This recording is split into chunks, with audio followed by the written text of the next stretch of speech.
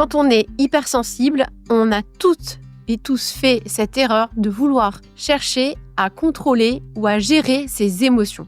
Alors qu'en fait, il n'y a qu'une seule chose qui t'empêche de faire de ton hypersensibilité une force, c'est ton mental. Donc dans cet épisode, moi, je vais t'expliquer un petit peu pourquoi ton mental, il peut vraiment te pourrir la vie et qu'est-ce qui se passe quand tu arrives justement à reprendre le pouvoir sur ton mental.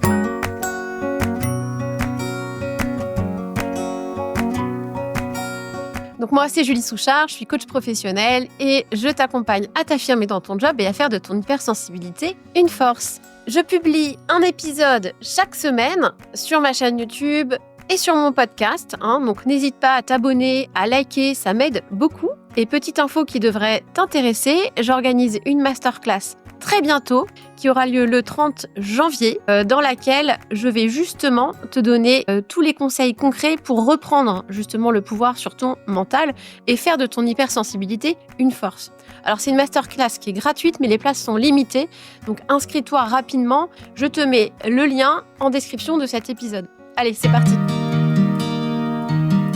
Alors le premier point qui est vraiment important, c'est qu'être hypersensible, c'est d'abord avoir un mental puissant. Oui, je sais, on pense d'abord aux émotions, mais les émotions, c'est une conséquence en fait.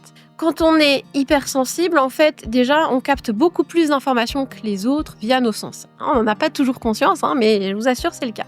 Et ensuite, notre mental, qui est très puissant, il va fonctionner un peu comme un gros processeur et il va venir analyser toutes ces données. Et il va imaginer tous les scénarios catastrophes qui pourraient arriver. Vous savez, tous les moments où vous faites des films. Voilà, c'est ça. Donc en fait, votre mental, il va générer beaucoup de pensées négatives. Et ce sont ces pensées négatives qui vont générer vos émotions négatives. Vous voyez là où je veux en venir. Du coup, toutes ces pensées négatives qui vous parasites, en fait, elles vont impacter votre charge mentale, votre stress, du coup aussi votre énergie et même votre confiance en vous. Donc en fait, la différence entre une personne qui vit son hypersensibilité comme un fardeau et une personne qui la vit comme un cadeau, c'est son rapport à son mental. Dans le premier cas, son mental prend le pouvoir, clairement. Et dans le deuxième cas, la personne a atteint un certain équilibre, elle a repris le pouvoir sur son mental. Je vous explique tout ça. Alors, à quoi ça ressemble d'avoir un mental qui prend le lead ? Déjà, c'est le flot de pensée. C'est-à-dire qu'on a un flot de pensée constant et qui nous impacte directement. C'est-à-dire que toutes les pensées, là, on les prend directement. Et ça, déjà, ça vient complètement impacter notre charge mentale. Donc la charge mentale, c'est vraiment toutes les pensées liées à tout ce qu'on doit faire, tout ce qu'on ne doit pas oublier. Et ça concerne le volet pro, le volet perso. Et ça ne va pas que nous concerner nous, ça peut concerner aussi les personnes autour de nous. Parce que quand on est hypersensible, on est très tourné vers les autres, à vouloir s'occuper des autres. Alors, la deuxième conséquence, ce sont les émotions négatives. Toutes ces pensées négatives, en fait, ça amène beaucoup de stress, de peur. On va avoir peur du jugement des autres, peur de ce qui pourrait arriver. Donc, ça peut même être de l'anxiété. Et ça, toutes ces émotions négatives, elles vont impacter beaucoup votre niveau d'énergie. Donc votre fatigue. Alors, autre conséquence, c'est toutes ces pensées négatives qui, je le rappelle, ne sont ni la vérité ni la réalité, vous amènent à douter constamment de vous, de vos compétences. En général, le syndrome de l'imposteur est très présent. Alors, c'est quoi le syndrome de l'imposteur ? C'est vraiment ce sentiment de ne pas se sentir légitime à son poste, d'être arrivé un peu là avec la chance. Voilà. Donc, on a toujours peur d'être démasqué, qu'on puisse se rendre compte qu'on n'est pas compétent.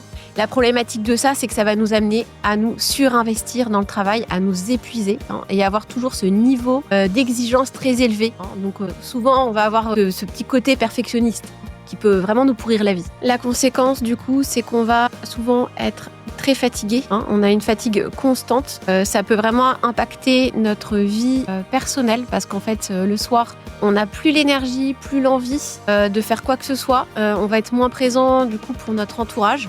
On va pas non plus prendre du temps pour soi, faire des choses pour soi. Clairement, on est en plus très tourné vers les autres. Autre conséquence, bien sûr, que j'ai évoquée, c'est vraiment le manque de confiance en soi qui va vraiment vous empêcher d'être vous-même, en fait, et de prendre les bonnes décisions pour vous. En général, on a beaucoup de difficultés à concilier sa vie pro, sa vie perso. Clairement, sa vie pro vient empiéter largement sur sa vie perso. Et on a aussi cette tendance aussi à procrastiner beaucoup. Donc ça peut jouer dans notre travail, sur le volet professionnel. Ça peut vraiment nous empêcher d'atteindre les objectifs qui sont importants pour nous. Alors pourquoi on procrastine? En fait, notre mental, il n'aime que les émotions positives, que la satisfaction rapidement. Donc dès que vous devez faire quelque chose qui génère des émotions négatives, donc vu que vous avez un niveau d'exigence élevé en général, dès qu'on doit faire un truc, on a envie que ça soit parfait, hop, les émotions négatives arrivent. Et à ce moment-là, en fait, votre mental, il va vraiment vous inviter à fuir cette émotion.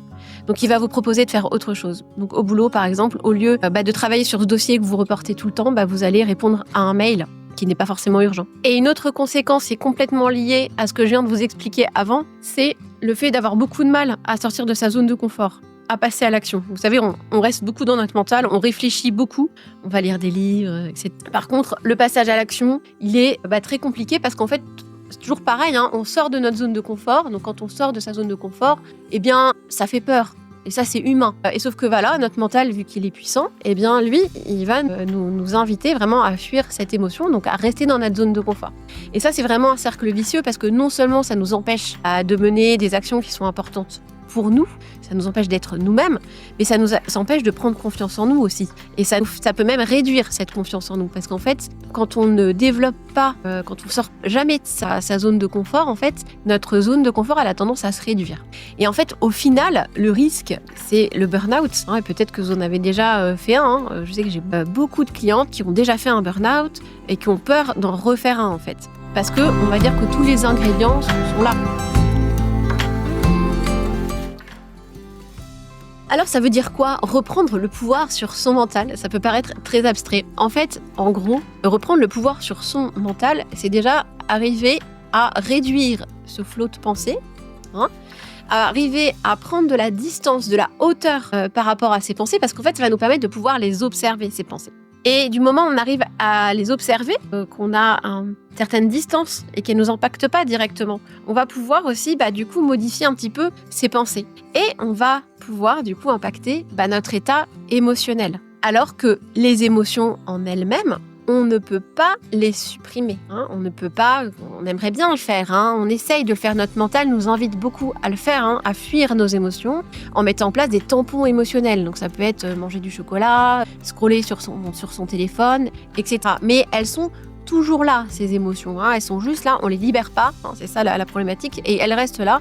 Et ça peut vraiment impacter notre niveau d'énergie. Et du coup, quand on arrive à atteindre un certain équilibre par rapport à son mental, donc à reprendre un petit peu le pouvoir et à plus lui laisser le lead, ça change tout.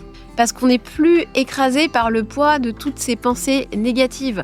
On va pouvoir davantage passer à l'action, sortir de ta zone de confort, prendre confiance en nous, être nous-mêmes, oser être nous-mêmes, parce que ça c'est souvent compliqué. Et puis qu'est-ce qui se passe en fait? L'énergie revient, on a envie de croquer la vie, on retrouve cette envie qu'on n'avait pas forcément. Et si vous voulez savoir comment concrètement on arrive à reprendre le pouvoir sur ce mental, je vous invite vraiment à vous inscrire à ma masterclass qui a lieu le 30 janvier à 20h. Elle est gratuite, mais les places sont limitées. Donc, inscrivez-vous. Le lien est en description de cet épisode. Et dedans, je vais vraiment vous partager les étapes pour reprendre le pouvoir sur votre mental et surtout les clés pour faire de votre hypersensibilité une force.